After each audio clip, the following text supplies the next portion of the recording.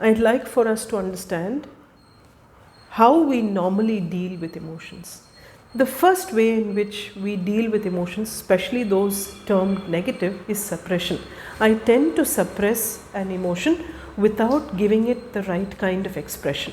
If I have to give you an example, I used to work for a management, I used to head their school. We had different values, but I realized over a period of time that these were people who never walked the talk. There was no point in expressing anger to them, either as words or as actions. Slowly, I started suppressing that anger, and in time, what happened was I could never identify when anger would arise.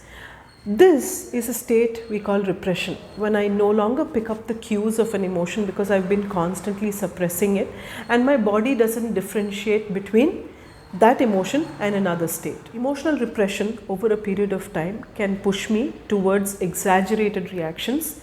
It could push me towards extreme stress reactions or physical or mental illness, and it's very important to understand this. In the previous example where I mentioned that I was suppressing emotion, over a period of time I did not realize that I was actually repressing emotion, and this led to a physical illness, a very chronic physical illness, because of which I had to ultimately quit the school.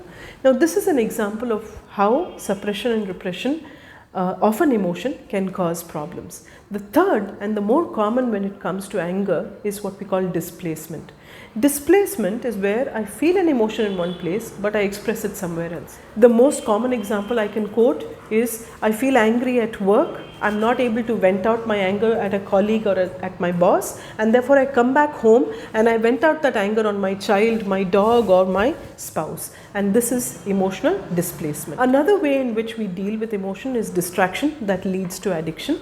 Let's assume I'm a student who's not particularly great in academics, and therefore I'm always shamed by my parents and always punished by my teachers or always reprimanded for not being good enough. Over a period of time, I keep distracting myself because I'm not able to handle the anger that I'm feeling, and I'm not able to express the anger that I'm feeling, and I also feel extremely shamed. So I keep distracting myself with gaming or social media, and over a period of time I become extremely addicted to the gaming or the social media. It's essential for us to acknowledge that every honest emotion is a positive emotion, and therefore there are situations where anger is very, very needed. However, expression can take unhealthy means and healthy means. Unhealthy expression of anger usually is through aggression, shaming, violence, abuse and manipulation. However, healthy expressions of anger can take the form of assertive communication, problem solving, consistent change, calming and humor.